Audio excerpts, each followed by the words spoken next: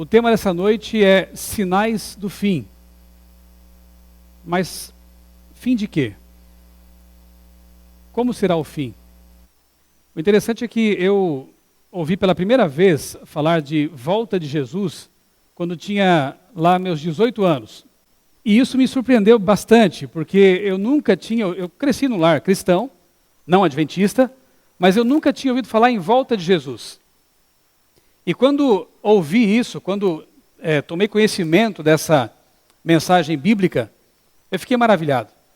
Porque pensei, quer dizer que aquele Jesus que morreu pelos pecadores, o Jesus que já me fascinava desde a minha infância, o Jesus que no Natal a gente celebra como o menino Jesus, né? Que nasceu na manjedoura, viveu como uma pessoa tão boa, fez milagres, curou, ressuscitou mortos e foi para o céu, não vai ficar lá para sempre? Ele vai voltar para buscar aqueles que o aceitaram, aqueles que o amam? Foi muito bom saber disso. Talvez vocês que são adventistas ou evangélicos, né, de longa data, talvez até de nascimento, para vocês não seja assim grande coisa, não traga tanto impacto, né, uma revelação como essa. Mas para alguém que nunca tinha ouvido falar sobre isso, realmente foi muito impactante. E se nós cremos neste livro, e eu creio que nós todos aqui cremos nesse livro, não tem como a gente pensar diferente, porque, segundo alguns estudiosos, há cerca de 2.500 referências à volta de Jesus na Bíblia, diretas ou indiretas. Mas, sem dúvida, a mais significativa delas, a gente encontra lá, em João 14, 1 a 3, e eu te convido a abrir a Bíblia nessa passagem, João 14, 1 a 3. Eu disse a vocês que são cerca de 2.500 menções diretas ou indiretas à volta de Jesus. Mas eu quero começar com essa porque foi o próprio Jesus quem disse isso, quem prometeu isso. E são palavras realmente muito confortadoras. Porque, pensa comigo um pouco. Jesus veio, morreu pelos pecadores, foi um tremendo modelo de conduta também para nós, é o nosso Redentor, mas 2.000 anos já se passaram desde a morte dele, e parece que as coisas continuam as mesmas, né? Ainda existe morte neste planeta, ainda existem doenças, ainda existe solidão, desespero. Certamente, neste exato momento, há pessoas tirando a vida, porque não veem mais perspectiva neste mundo. Há pessoas que passam fome, pessoas que estão vivendo uma situação terrível nesse exato momento. E para muitas dessas, talvez, aquilo que Cristo fez na cruz há 2.000 anos, parece que não fez muito sentido, porque as coisas continuam as mesmas. E não faria mesmo sentido Jesus vir à Terra, morrer por nós, e nos abandonar nesse planeta que se destrói. Era preciso que esse plano de resgate tivesse algo mais do que a morte de Cristo. E esse algo mais está aqui em João 14, 1 a 3. Jesus disse assim: não se turbe o vosso coração. Credes em Deus, crede também em mim. Na casa de meu Pai há muitas moradas. Se assim não fora, eu vou-lo teria dito. Pois vou preparar-vos lugar. E quando eu for e vos preparar lugar, voltarei e vos receberei para mim mesmo, para que onde eu estou, estejais vós também. Graças a Deus por essa promessa. Sabem, os discípulos já estavam sentindo no ar alguma coisa triste, a despedida de Jesus.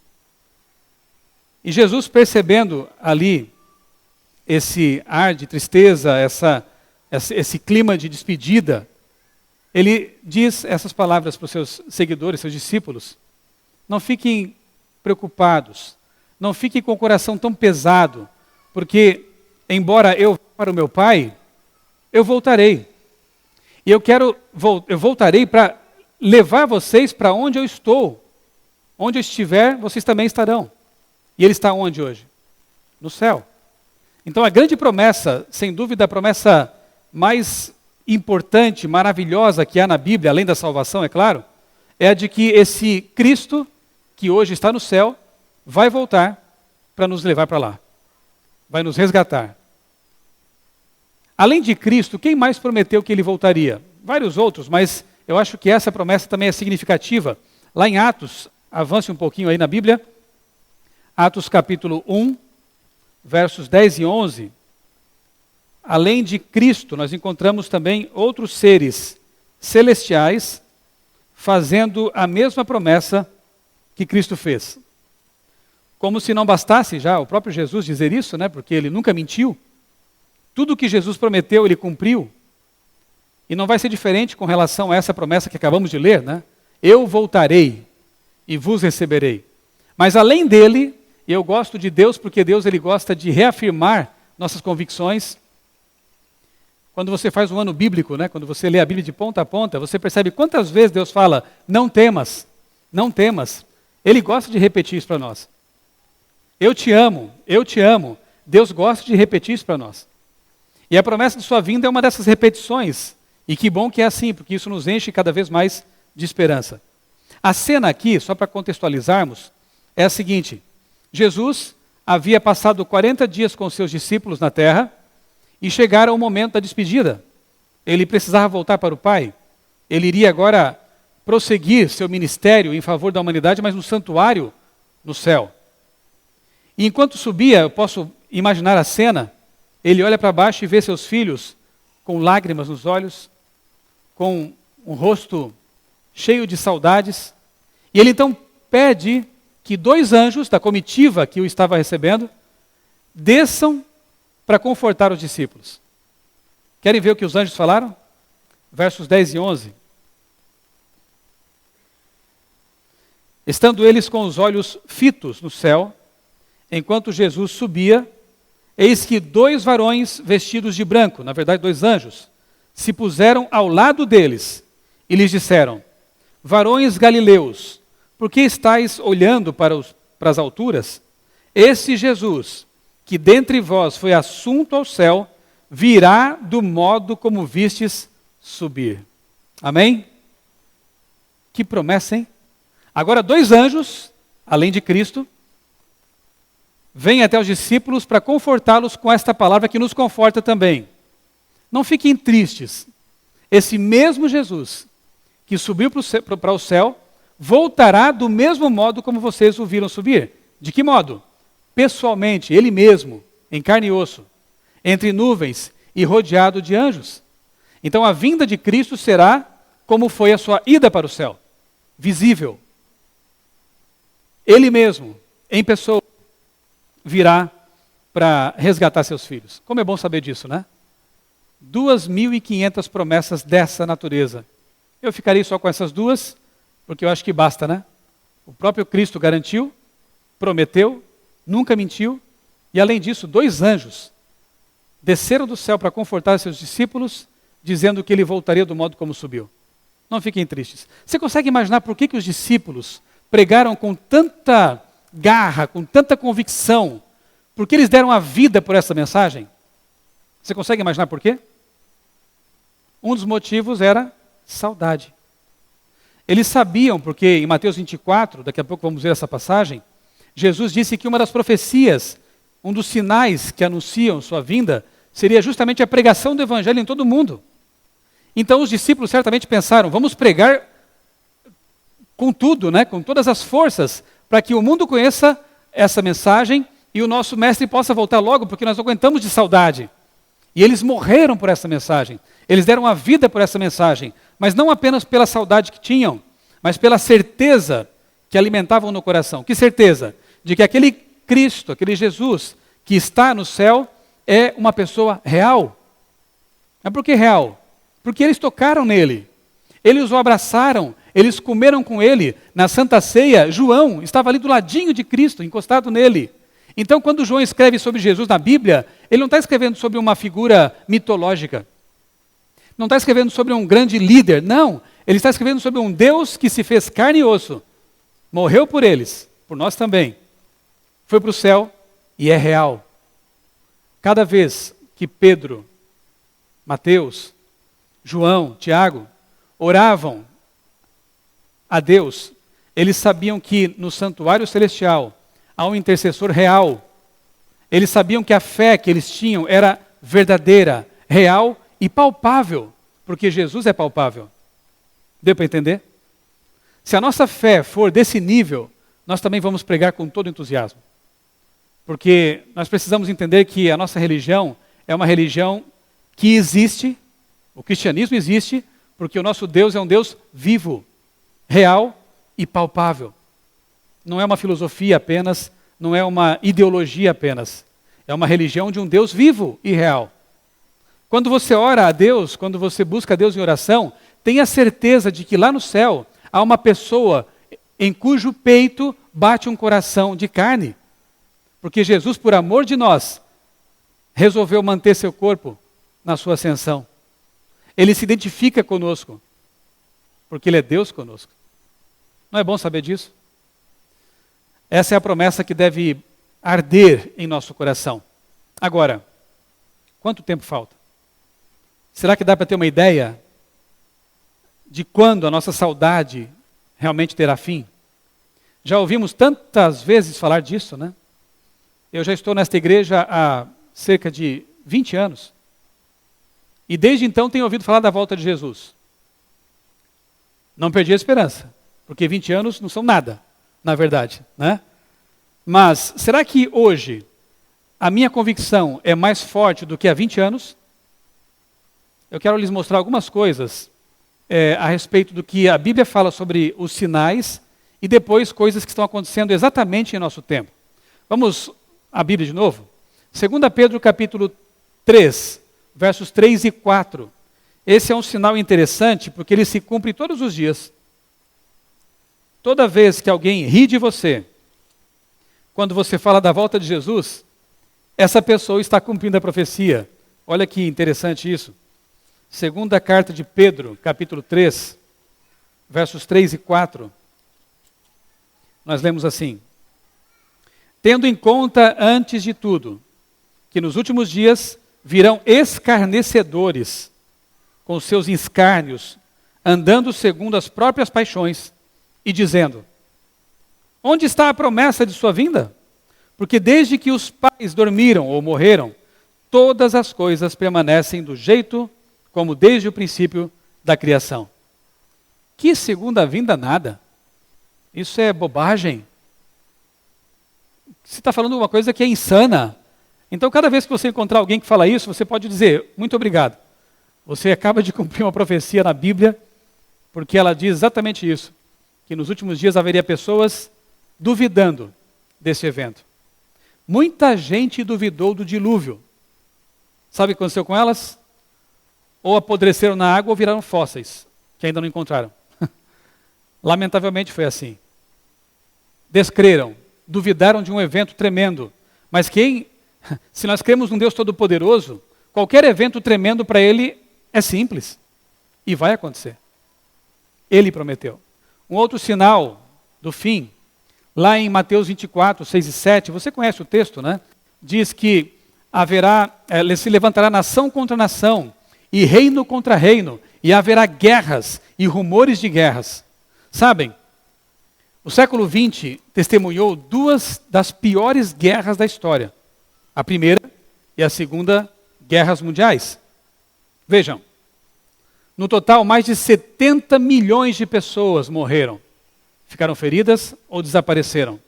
O século XX foi o mais sangrento já registrado em toda a história. Mas as guerras continuam, não acabaram. A bomba atômica em Hiroshima não acabou com as guerras. O fim da Guerra Fria não deu fim às guerras. Nós continuamos ainda vivendo conflitos terríveis e rumores de guerras muito complicados, como veremos daqui a pouquinho. Outro sinal, Mateus 24, verso 7, fala que haverá fomes em vários lugares do mundo. Lamentavelmente, isso também não é um mal que já foi debelado. Existe. E na história vemos o seguinte, que os últimos 100 anos testemunharam 4 das maiores fomes da história. Rússia, 21, 33, China em 28 e 30, Bangladesh, 43 e 44. Estima-se que cerca de 20 milhões de pessoas morreram de fome nos últimos 100 anos. E atualmente bilhões de pessoas vêm sendo privadas do alimento necessário. Falta comida? Pior é que não. Falta distribuição justa e misericórdia, e amor, e espírito de partilha. Isso falta. Infelizmente, a fome é um dos sinais também da proximidade do fim, da volta de Cristo. Mateus 24:7 também diz que haveria pestes, epidemias. É o sinal da pestilência, né? Olha só, no século passado testemunhou também uma das maiores pestilências de toda a história, a gripe espanhola de 18. Estimam-se 21 milhões de vítimas. Isso sem contar uma ameaça crescente em nosso tempo, das superbactérias. Os médicos não falam muito sobre isso, acho que para não assustar a população. Mas a coisa está bem complicada. Há doenças aí para as quais o último recurso, que é um antibiótico superpotente, já não está mais dando conta. Elas foram selecionadas. Até aquele sabonetezinho antibacteriano que você usa não é legal. Por quê? Ali diz assim no rótulo, mata 90% das bactérias. Ok, mas as 10% que sobrevivem, elas vão se tornar preponderantes, vão se multiplicar. E elas, o sabonetinho não dá mais conta. Seleção natural. E a humanidade está vivendo isso nesse momento. Os nossos últimos recursos em termos de antibióticos já não estão dando mais conta. Torça para não ter uma infecção grave. Porque esse sinal está se cumprindo. Por mais que a medicina tenha avançado, tecnologias estejam bem à frente, nós não estamos dando conta, né, desses problemas aí. Ebola, doenças sexualmente transmissíveis que estão preocupando demais. Hoje, pelo menos 3 delas, que eram muito comuns e fáceis de tratar, já são intratáveis. Muita gente nas nações desenvolvidas estão infectadas com essas doenças, que causam problemas como infertilidade, crianças com malformações e por aí vai. Complicado. Sinal dos terremotos, o que dizer disso? Mateus 24 também diz que haveria terremotos em vários lugares, né? E veja, no último século, o último século ainda testemunhou 2 dos maiores terremotos da história. Na China, 1920, 180 mil mortos. Japão, em 23, total de feridos 1,5 milhão, dos quais 200 mil morreram. O terremoto do Japão foi descrito na ocasião como a maior catástrofe desde o dilúvio. Naquele tempo ainda criam no dilúvio, né, pelo jeito. E podemos mencionar também os terríveis terremotos do Haiti, há poucos anos, e o 4º maior terremoto da história, em 2011, no Japão, com intensidade máxima de 9 graus na escala Richter. Daqui a pouco eu vou mostrar um gráfico para vocês da evolução dos terremotos ao longo dos anos mais recentes. Realmente, a profecia tem se cumprido. Terremotos em vários lugares. O sinal dos tempos difíceis. Abra sua Bíblia agora em 2 Timóteo. 2 Timóteo, uma carta de Paulo. Capítulo 3, versos 1 a 3. E vejam se não é um raio-x dos tempos em que estamos vivendo. Uma descrição precisa da nossa época, porém escrito há cerca aí de 2000 anos também, né? Sabe, porém, isto, nos últimos dias sobrevirão tempos difíceis, pois os homens serão egoístas, avarentos, jactanciosos, arrogantes, blasfemadores, desobedientes aos pais, ingratos, irreverentes, desafeiçoados, implacáveis, caluniadores, sem domínio de si, cruéis, inimigos do bem, traidores, atrevidos, enfatuados, mais amigos dos prazeres do que amigos de Deus. Isso acontece hoje ou não? Há pessoas assim hoje? Não. Infelizmente, parece ser bem o nosso cenário, né? O cenário do nosso tempo, né? E Paulo fala então de tempos difíceis aqui, né? Por mais que se invistam aí milhões de dólares e de reais em segurança, o medo continua pairando sobre as pessoas, né? Especialmente quando se fala em terrorismo, atentados, ataques, não é? Há nações aí que são tão poderosas, mas que vivem essa paranoia, né? De quando será o próximo atentado que vai ceifar vidas. Realmente é um problema sério. Lucas 21 fala um pouco mais sobre isso, né? Pessoas desmaiando de temor, de medo, com expectativa do que vai acontecer no futuro. Terrorismo, como eu falava há pouco, né? São problemas exatamente vivenciados aí em nosso tempo. Mateus 24, 37 a 39, ali, curiosamente, Jesus faz uma ponte entre um evento futuro e um evento passado. Dos dois se desconfiou. Desconfia-se da volta de Jesus, duvida-se dela, também se duvidou do dilúvio, não é? Assim como aconteceu um dilúvio, há evidências geológicas, evidências históricas desse evento, também acontecerá a volta de Jesus. E Cristo fala da licenciosidade, da imoralidade que seria constante em nossos dias. E é o que estamos vendo hoje também, infelizmente. Mateus 24, 14. Ali, Cristo disse aos discípulos: e será pregado este evangelho do reino em todo o mundo, em testemunha a todas as nações, e então virá o fim. Praticamente o último sinal a se cumprir para que Jesus volte. E o interessante é que ele está se cumprindo, né? Durante os últimos anos, por meio da página impressa, da internet, rádio, televisão, a pregação do evangelho em escala mundial se tornou uma possibilidade real, coisa que não era possível poucos anos atrás. Um único homem, uma única mulher, pode atingir uma audiência de dezenas e mesmo centenas ou até milhões de pessoas. A Bíblia está traduzida em mais de 1.300 línguas e é distribuída a uma média de 100 milhões de cópias por ano. Amém? 100 milhões de cópias por ano. No passado, você sabe, era complicado se copiar à mão, né, a Bíblia e distribuir. Cópias eram muito caras. Hoje você compra uma Bíblia popular em qualquer livraria, até supermercados, por um preço bem acessível. E se não quiser comprar, você vai à internet e baixa toda a Bíblia ali no seu celular. Que maravilha! Será que os discípulos imaginaram que um dia seria tão simples isso? Este evangelho será pregado em todo o mundo. E graças a Deus, isso está acontecendo. Agora, o interessante é que há pessoas que dizem assim, tá, até aqui você falou sobre sinais, terremotos, fomes, pestes e etc. Mas tudo isso sempre aconteceu, não é verdade? Terremotos sempre aconteceu. Desde o dilúvio para cá, sempre houve terremotos. Até no tempo de Cristo, há relatos de terremotos. Fome. Paulo fala de uma fome que aconteceu lá no tempo dele também, até coletar ofertas para ajudar os irmãos que estavam padecendo. Sempre houve fomes. Agora, o que nós temos que entender é que a Bíblia fala de um pacote de sinais. E é justamente o que diz lá em Lucas 21, 28 a 32.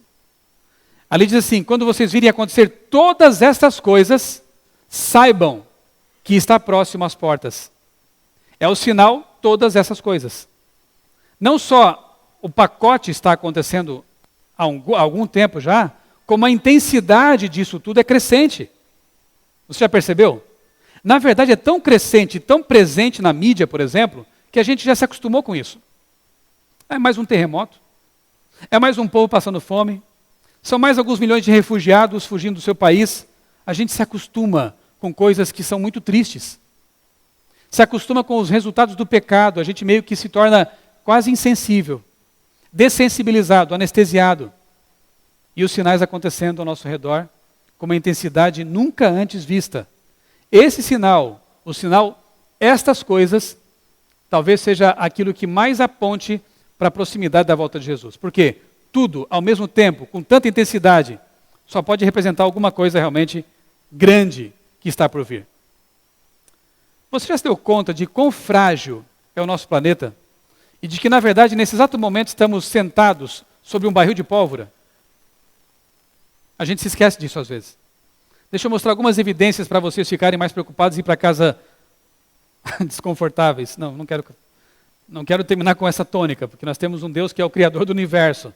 Mas não podemos ser ingênuos a ponto de pensar que essa Terra, este planeta, vai permanecer assim por muito tempo. Que nós estamos aqui seguros neste mundo de pecado. Não.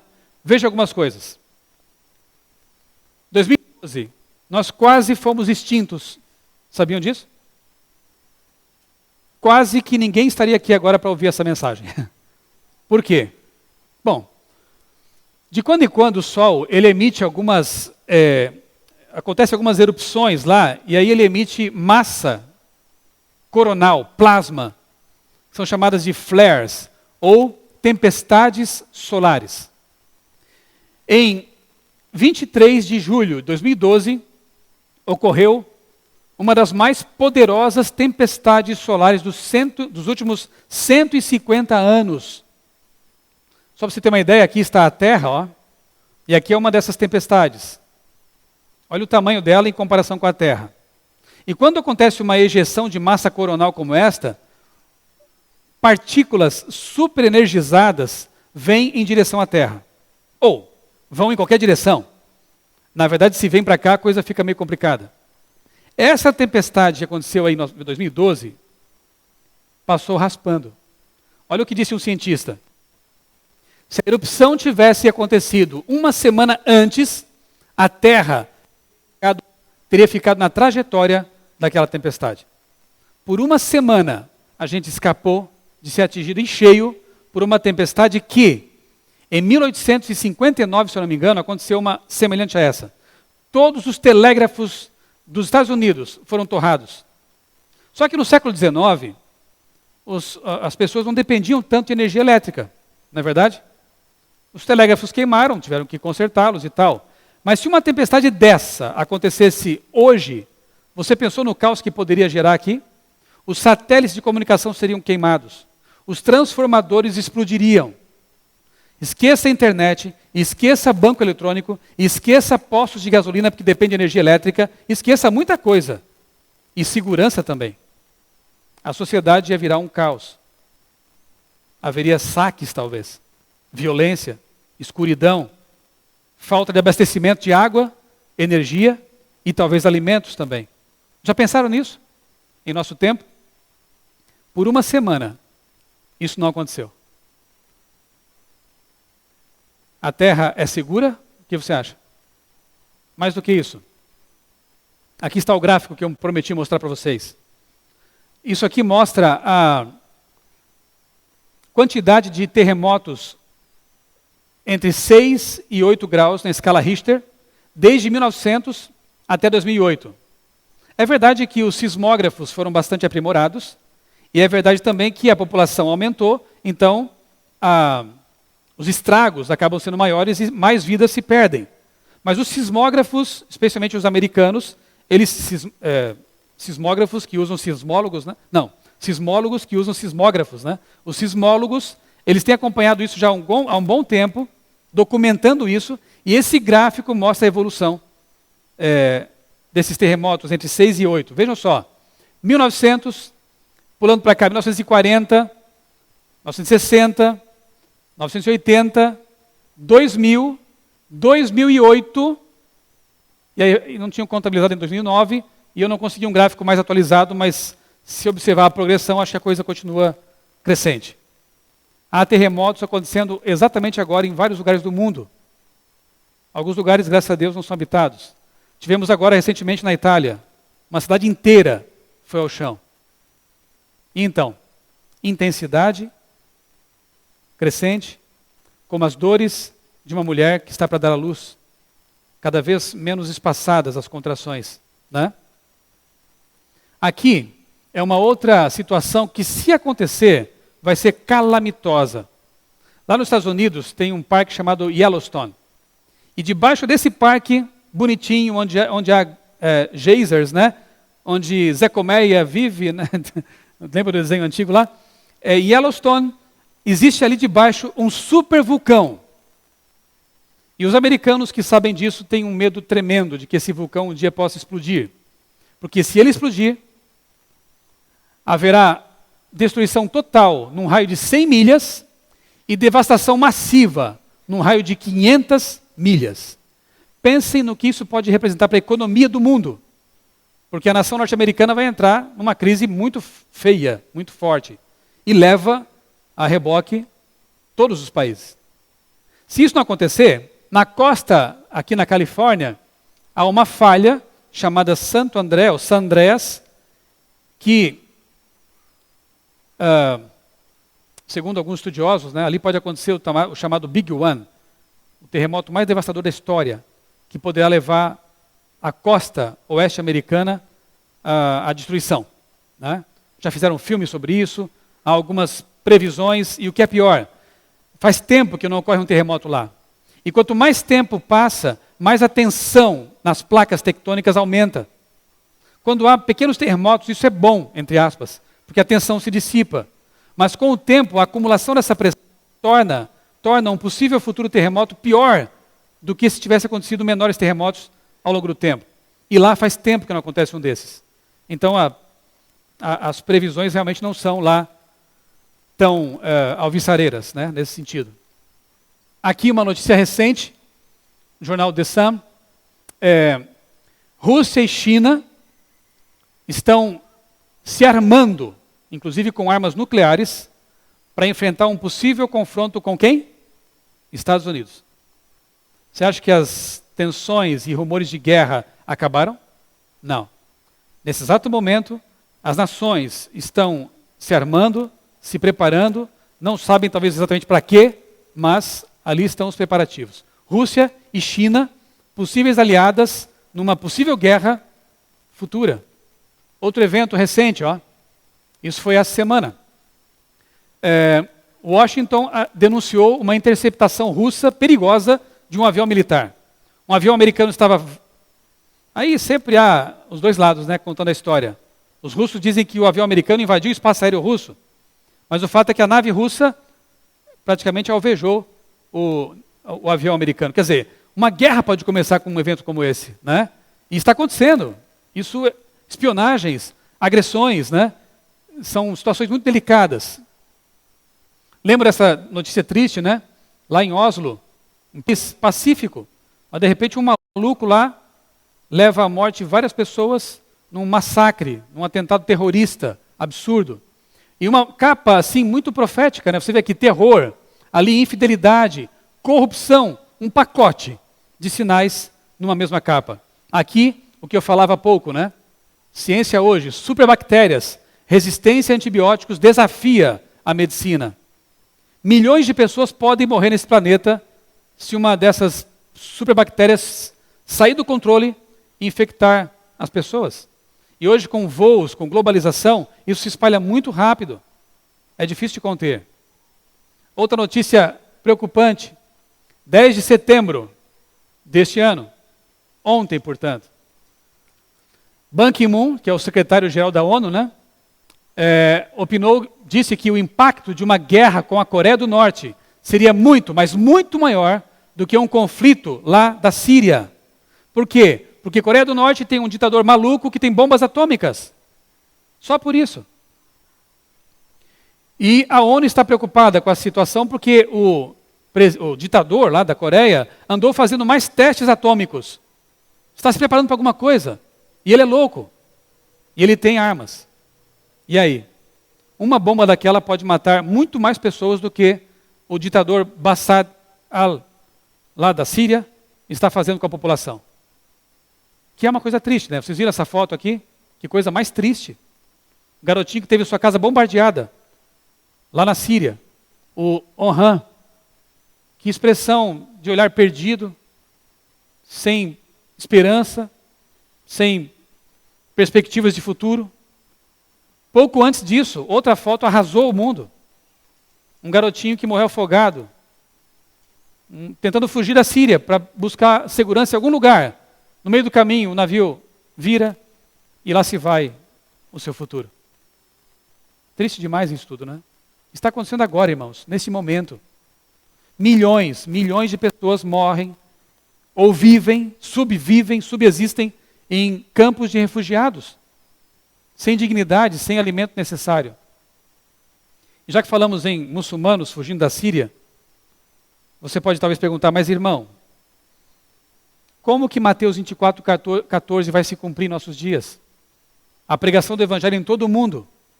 Aqui nós temos a Novo Tempo, aqui nós temos livros, temos folhetos, várias igrejas, não só a nossa, pregam da volta de Cristo, que bom. Mas e o que dizer dos muçulmanos? Dos países que são fechados à pregação do evangelho?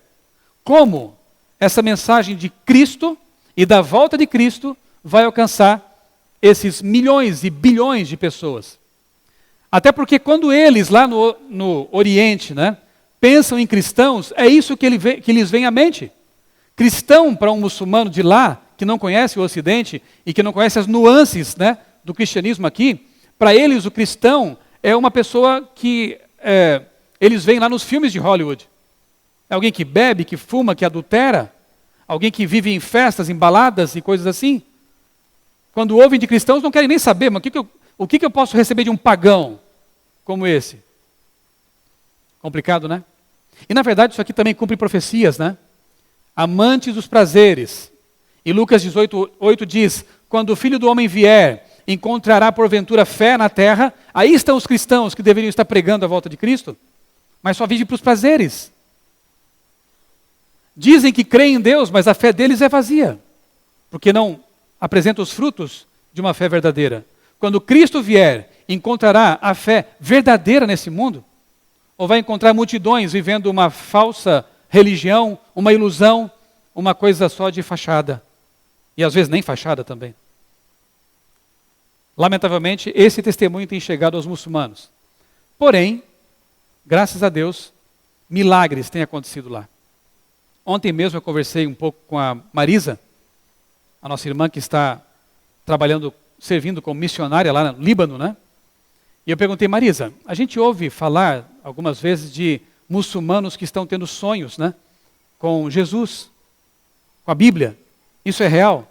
E ela me disse, e é maravilhoso ver isso. Ela conhece vários. Você acha que Deus deixaria pessoas sinceras, onde não há um missionário, perecer sem conhecer a mensagem dele? Sem conhecer Jesus? Quando eu penso nisso, eu me lembro dos magos lá do Oriente, né, os sábios do Oriente, para quem Deus se revelou de alguma forma. Lendo as escrituras judaicas, aqueles pagãos encontraram a luz, a verdade, e foram buscar Jesus. Eram da Pérsia, não eram judeus, eram pagãos, nós diríamos assim. Deus ama a todos, está buscando todos, de todas as religiões, de todos os países. E eu fiquei feliz de saber que, a gente já ouvia falar, mas saber que é real, que há multidões ali, nos países fechados, de confissão muçulmana, que estão sonhando com Jesus. Jesus dizendo, busque essa igreja, leia esse livro. E ela me disse, aqui na nossa igreja no Líbano, igreja adventista do Líbano, de vez em quando, aqui mais ou menos como aqui acontece, né? A gente recebe amigos que vêm porque a Novo Tempo os convidou. E aparecem aqui na igreja. Lá, quando chega um muçulmano querendo conhecer a igreja, eles perguntam, como você soube? Eu sonhei com alguém que me mandou vir aqui. Gente, isso é de arrepiar a gente, né? É de chorar, de algo tão maravilhoso estar acontecendo entre aquelas pessoas, né?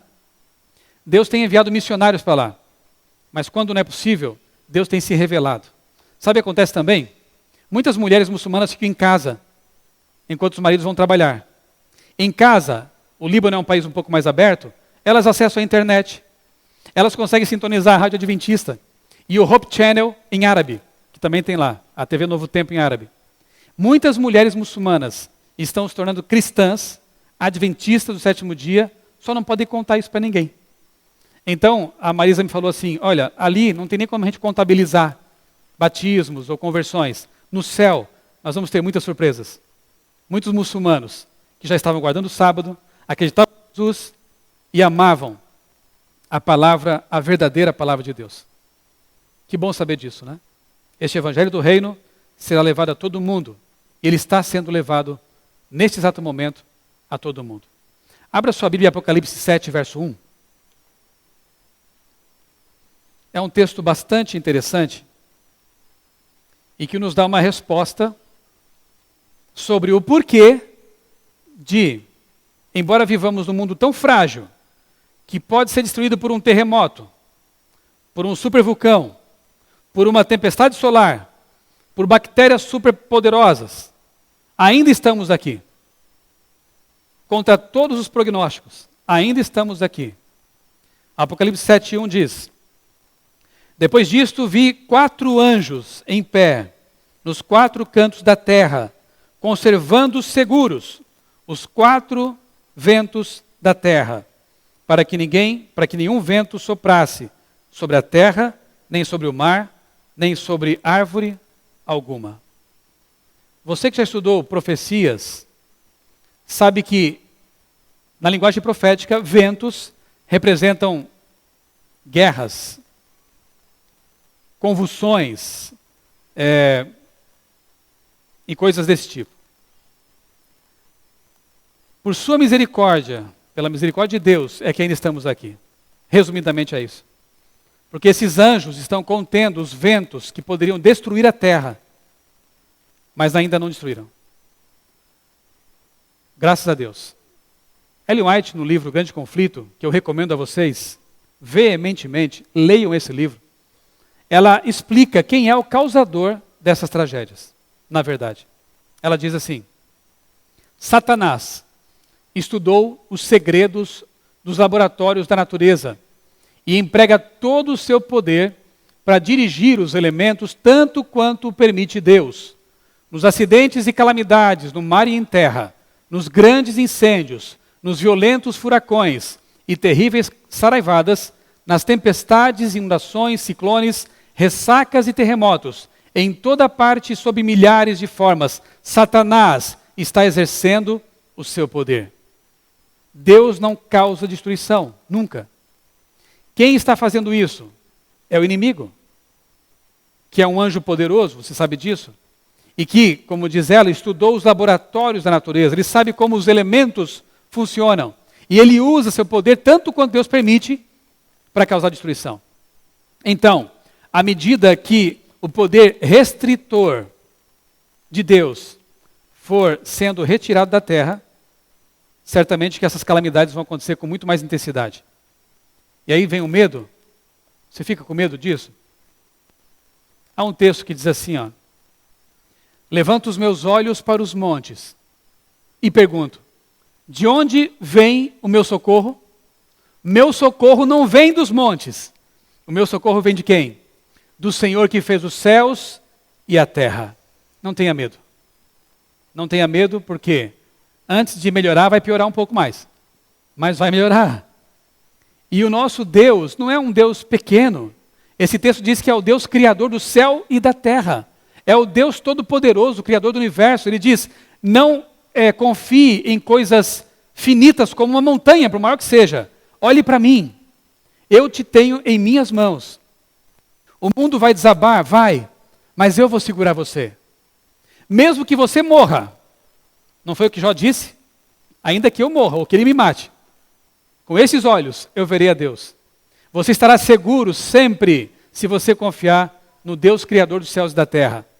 Não tenha medo de tempestades solares, porque Deus criou o sol. Não tenha medo de terremotos, porque é Deus quem te sustenta. Não tenha medo. Por que Deus disse tantas vezes na Bíblia, não tema? É porque Ele é o nosso Criador. E estará conosco para sempre. Jesus disse, eis que estarei convosco todos os dias. Até quando? Até a consumação do século. Isso quer dizer o quê? Até o fim. Ele nunca vai nos abandonar. O Senhor não demora. A pergunta que alguns fazem, por que não voltou ainda então? Se tudo está acontecendo, se terremotos, inundações, ciclones, pestes, se tudo está acontecendo exatamente agora, por que Jesus não voltou ainda? Por que não voltou no passado? Por que não voltou esse ano? Por quê? Talvez esse texto seja a resposta. O Senhor não demora em cumprir sua promessa, como julgam alguns. Pelo contrário, Ele é paciente com vocês, não querendo que ninguém pereça, mas que todos cheguem ao arrependimento. Quer saber? Talvez Jesus não tenha voltado por sua causa. Nossa, eu sou tão importante assim para retardar o relógio de Deus? Cada alma é importante para Jesus. O Senhor não vai retardar sua promessa além de um período que Ele estabeleceu, mas Ele é paciente e aguarda o quê? Que você se entregue a Ele. Eu quero contar uma história para encerrar essa mensagem. de um rapaz chamado William Bittencourt. Essa foto é de 1994, eu ainda namorava a Débora, e tem algumas diferenças ali, eu reconheço, mas Jesus vai voltar e vai reformar tudo de novo, né? Mas o fato é que eu conheci o William na escola em que eu fiz o ensino médio. Eu era recém-convertido nesse ano, eu tinha 2 anos apenas de batizado como adventista. E a professora de religião na escola em que eu estudei, fiz um curso técnico de química, me convidou um dia para fazer uma palestra sobre Apocalipse na sala dela. Porque uma aluna fez uma pergunta, ela não sabia responder, e ela sabia que eu tinha estudado Apocalipse com os adventistas. E ela então me convidou para fazer uma palestra. Eu fui, fiz, mas tentei cavar algo mais. Disse assim: professora, você não gostaria que eu continuasse apresentando alguns temas dessa natureza aqui para os seus alunos? Ela gostou da ideia porque ela ia receber o salário e eu ia dar aula para ela. E então deu certo. Eu passei toda sexta-feira à noite, quando eu voltava da minha faculdade de Florianópolis, eu ia para Criciúma, minha cidade natal, ia para aquela escola e dava aula no lugar da professora. Seminário Revelações do Apocalipse. O estudo foi prosseguindo. Alguns pais começaram a reclamar daquelas aulas. Não sei se do professor ou do conteúdo. Quero crer que fosse o conteúdo. E pediram que eu parasse com aquilo. Mas tinha um aluno na classe que manifestava um interesse especial nas minhas aulas. O William. Tinha o cabelo aqui pelos ombros, adolescente, meio revoltado com a vida, mas ele gostava daquele conteúdo. E como eu descobri depois, ele morava perto de minha casa, a gente tomava o ônibus, desembarcávamos no ponto e íamos conversando ainda por algum tempo, até chegar à casa dele. Depois de algum tempo, o William já não ia mais apenas conversando comigo pelo caminho, ele ficava na minha casa e nós continuávamos estudando a Bíblia até madrugada, muitas vezes.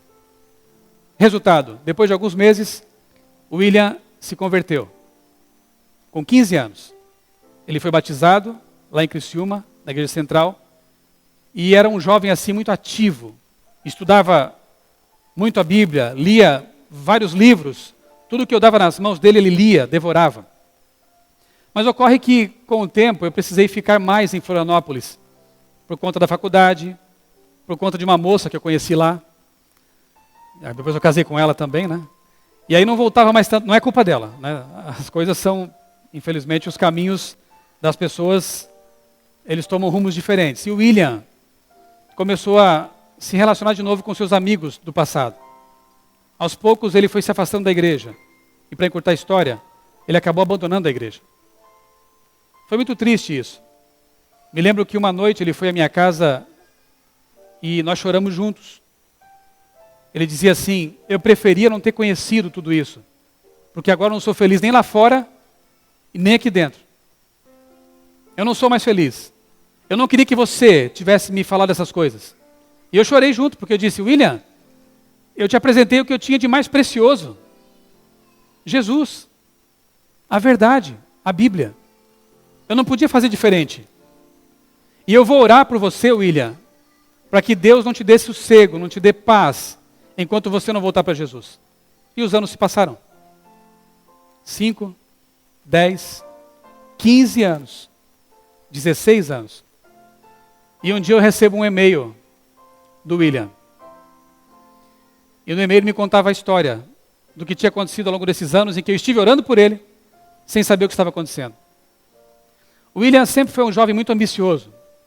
O sonho dele era fazer uma faculdade, ganhar muito dinheiro, ter uma família, e ele conseguiu realizar isso. Ele estudou direito, administração, abriu uma firma em Criciúma, comprou um apartamento de cobertura, se casou, teve um filho, carro importado, tudo o que ele queria ele teve. Mas um dia eu recebi esse e-mail e ele dizia assim: nesses anos todos, eu não me sentia feliz. Um dia eu estava no meu escritório e chegou um senhor, um cliente. E conversamos sobre negócios e de repente, do nada, ele me perguntou: William, você tem religião? O William disse assim: eu já tive. Há um bom tempo eu fui adventista. William, eu sou adventista. Eu não creio em coincidências, eu creio na providência. Eu sou adventista. Por que você não volta para a igreja, William? Eu vou trazer aqui na sexta-feira o pastor para conversar com você. O William ficou meio desconcertado, mas aceitou. Naquela sexta-feira o pastor o visitou. Marcaram de estudar a Bíblia. Não precisou muito, porque ele já conhecia praticamente tudo, né? Estudaram algumas lições. O pastor fez um apelo. Mas antes de ele tomar essa decisão final, aconteceu uma coisa muito interessante. Ele aceitou o convite para ir à igreja. Pela primeira vez em 16 anos. Ele entrou naquela igreja, disse que sentiu alguma coisa muito especial, porque fazia tempo que ele não entrava, mas aquela igreja era a igreja em que ele tinha sido batizado, com 15 anos. Naquele dia, um pastor de fora estava pregando. E pregou, sabe sobre o quê? O jovem rico. O jovem rico. O William disse para mim que ele chorava o culto inteiro, porque ele se viu naquela mensagem. Quando chegou em casa, ele correu para o quarto, não viu ninguém, não quis ver ninguém, se jogou de joelhos ali à beira da cama e disse assim: Senhor, eu entendo que tu estás me chamando, porque não é possível que eu vá à igreja e ouça uma mensagem que descreve a minha vida, mas eu quero um sinal a mais. Eu quero abrir a tua palavra agora e quero que tu fales comigo. Deus às vezes fala desse jeito também, né? Ele abriu a Bíblia, abriu os olhos, o jovem rico. 1000 e tantas páginas. O jovem rico. William se entregou. Foi batizado, e aqui temos uma foto dele, em 2009. Realmente um momento maravilhoso. Hoje o William é ancião da igreja lá em Criciúma. É um missionário de Deus. Tem uma família linda. Deus lhe deu um novo casamento abençoado. O William é um servo de Deus. Eu entendo que Deus nos dá segundas, terceiras chances, quartas chances, né? E tem muita paciência conosco. Graças a Deus, Deus esperou pelo William por mais de 15 anos. E hoje ele tem uma nova vida. Eu não sei quantos anos você tem relutado em voltar para Jesus. Eu não sei quantos anos você tem relutado em deixar de ser aquele cristão que vive ao sabor do vento, né? Para ser um cristão de verdade, um cristão comprometido, um cristão que anda com Cristo todos os dias. Só existe felicidade quando estamos com Jesus. O William me disse assim: olha, Michelson, eu tinha um apartamento de cobertura, carro do ano, mas eu nunca fui feliz. Tudo o que eu queria eu tive, eu obtive, mas eu nunca fui feliz. Agora eu sou feliz, ele diz. Agora eu sou feliz. Você quer ser feliz? Quer ter segurança de que ainda que esse mundo desabe ao seu redor, você estará seguro nas mãos de Deus? Se entregue a Jesus. Não demore mais. Não faça como ele, esperando 15 anos. Para que esperar para ser feliz? Para que esperar para se sentir seguro, em paz? Eu quero te convidar essa noite a fazer uma reentrega do coração a Jesus. Pode ser? Eu não sei se estou falando aqui para alguém que está afastado da igreja. Se estou, esse convite é bem para você. Eu não sei se eu falo aqui para alguém que não foi batizado ainda por imersão. Se estou, esse convite é bem para você também. E se falo para alguém que já está na igreja há um bom tempo, mas que sente que precisa se preparar devidamente para esperar Jesus voltar, porque está próximo, você percebeu? Esse convite também é para você. Eu vou convidar aqui a Josiane, ela vai cantar uma última música que fala dessa esperança da volta de Jesus. E eu gostaria que você desse a Deus uma chance, uma oportunidade de tocar a sua vida, tocar seu coração. Que você abra o coração e a mente para o chamado que Deus vai fazer para você. Eu creio muito nesses momentos de apelo, sabe por quê? Porque eu sou resultado disso também. Eu me lembro até hoje de uma vez em que eu estava em Criciúma, num ginásio de esportes, onde houve um congresso da igreja lá. Um pastor pregou sobre a volta de Jesus, os sinais da volta de Jesus. E no final um conjunto cantou. E ele fez o convite e eu fui lá na frente. E foi maravilhoso. Eu estou aqui hoje. Eu tenho essa esperança hoje. Porque um dia eu aceitei o convite de Jesus para estar pertinho dele. E eu quero que você tenha esse mesmo privilégio que eu tive há mais de 20 anos, de entregar sua vida a Jesus. Quando você perceber que Deus está chamando você para essa entrega, enquanto a Josi canta, não demore. Vem aqui à frente. Nós vamos terminar com uma oração de consagração, pedindo que Deus nos guarde em suas mãos até a volta de Jesus. Tá bem? Não endureça o coração. Não deixa para depois. É agora. É nesse momento.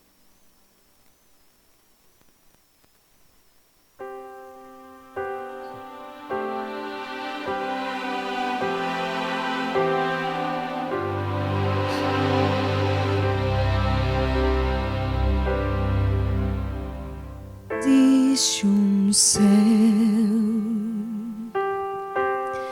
que meu Jesus preparou para mim, mas nunca pude imaginar o que estava a me esperar neste meu novo e lindo lar.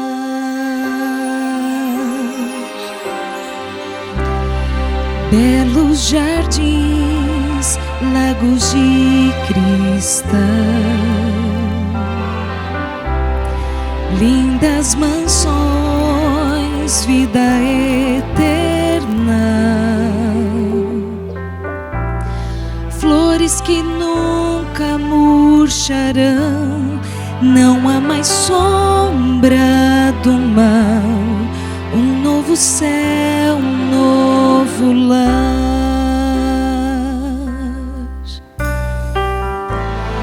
Eu não preciso mais sonhar,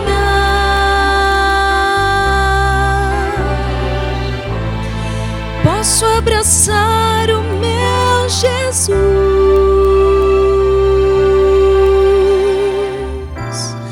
posso tocar em suas mãos, ver as feridas do amor, eterno amor que me salvou.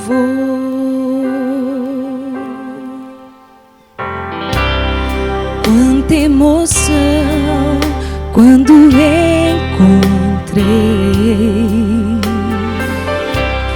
amigos, irmãos, por quem sempre orei, e os que dormiam no Senhor agora cantam em louvor, glórias ao Rei, meu Salvador.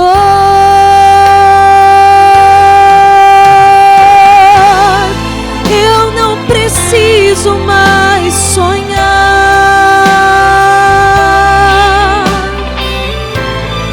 posso abraçar o meu Jesus,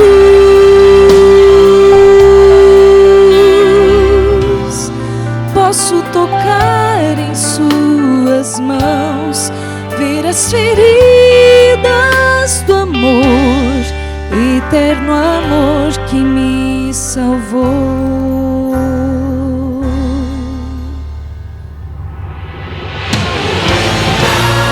Eu não preciso mais sonhar,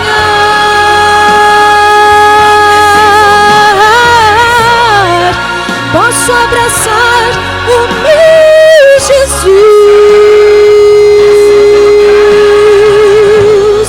posso tocar em suas mãos, ver as feridas do amor, eterno amor que me salvou.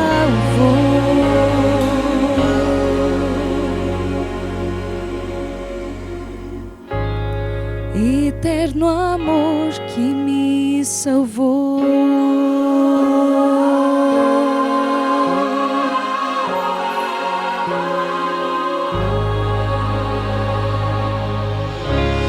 Obrigado, pastor. Ele espera por você. Em breve não será preciso mais sonhar. Nós poderemos abraçar o nosso Salvador. Em breve, essa cena que para nós é tão querida e tão aguardada, será realidade. E poderemos abraçar o nosso Salvador. agradecer por tudo que Ele fez e tem feito em nossa vida. Eu queria orar por aqueles que realmente querem fazer uma entrega especial a Jesus. Você ficou em pé porque eu creio que você quer reconsagrar sua vida a Jesus. Mas o convite agora é para pessoas que vão dar um passo ainda mais corajoso. Há alguém aqui entre nós que não passou pelo batismo nas águas e gostaria de, num momento futuro, não vai ser agora naturalmente, entregar a vida a Jesus dessa forma, sendo batizado nas águas, selando a vida com Cristo para estar preparado para a volta dele? Há alguém aqui que quer vir à frente para uma oração especial? Há também alguém, quem sabe aqui, que andou longe de Deus, quer dentro, amém, irmã? Deus te abençoe muito. Parabéns pela coragem. Vai fazer diferença em sua vida, tenha certeza. Alguém que, quem sabe, se sente longe de Deus, mas quer se aproximar, Deus seja louvado por sua decisão também. Quer se aproximar de Jesus, quer fazer uma reconsagração da sua vida por meio de uma oração de entrega nesse momento. Mais uma jovem vindo aqui, que Deus te abençoe muito. Deixa eu cumprimentar vocês aqui, porque eu me lembro de quando eu passei por isso. Foi muito especial na minha vida também. Deus abençoe você. Deus abençoe, irmão. Mais alguém quer se unir aqui a esse grupo de corajosos que desejam entregar a vida? Há juvenis também vindo aqui, que momento especial, né? Porque é nessa fase da vida que a gente se apaixona por Jesus e deseja se entregar a Ele também. Papai está trazendo aqui junto. Deus abençoe vocês também, tá? Fiquem sempre firmes aqui nesse caminho. Eu quero orar por essas pessoas, mas nesses momentos eu me sinto assim um pouco preocupado, porque se há alguém lutando aí, pensando se vem ou não, oro, talvez a pessoa volte para casa pensando assim, mas por que eu não fui lá na frente? Por que eu não recebi aquela oração? Então eu vou esperar mais alguns segundos, porque pode ser que tenha mais alguém aqui receber essa oração. Tem mais uma moça aqui vindo.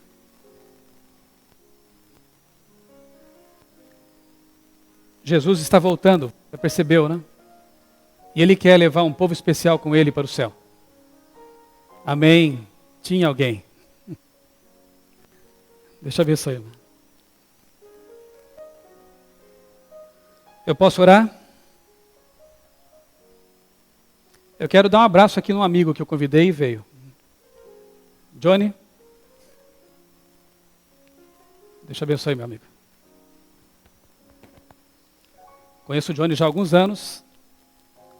É o dono da locadora onde eu alugo os meus filmes escolhidos a dedo. E é um homem de Deus. E hoje, a gente conversávamos essa semana, né, Johnny?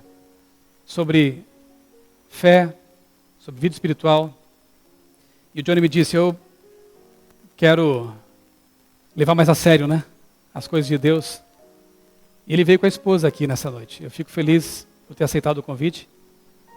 E eu creio que esse momento foi preparado para todos vocês e também para esse meu amigo especial. Posso orar por vocês? Por todos nós? Feche os olhos. Santo e bondoso Deus, nós te agradecemos, Senhor, porque nessa noite sentimos o Teu Santo Espírito trabalhando no coração de pessoas queridas, especiais, pelas quais Tu morreste, pelas quais Tu deste o Teu sangue, a Tua vida. Pessoas que Tu queres ver preparadas para Te receber quando voltares em breve. Ó Pai, opera na vida de cada um desses Teus filhos, para que possamos ter a certeza do Teu perdão, da restauração e da vida eterna.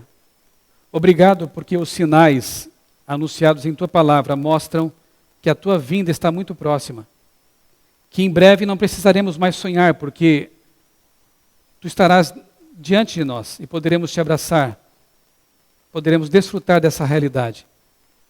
Ajuda-nos a crer em Ti, a saber que de Ti vem o nosso socorro, de Ti vem a nossa esperança. Dá-nos a Tua paz, uma semana cheia de vitórias espirituais. Nós Te pedimos e agradecemos, em nome do Senhor Jesus. Amém.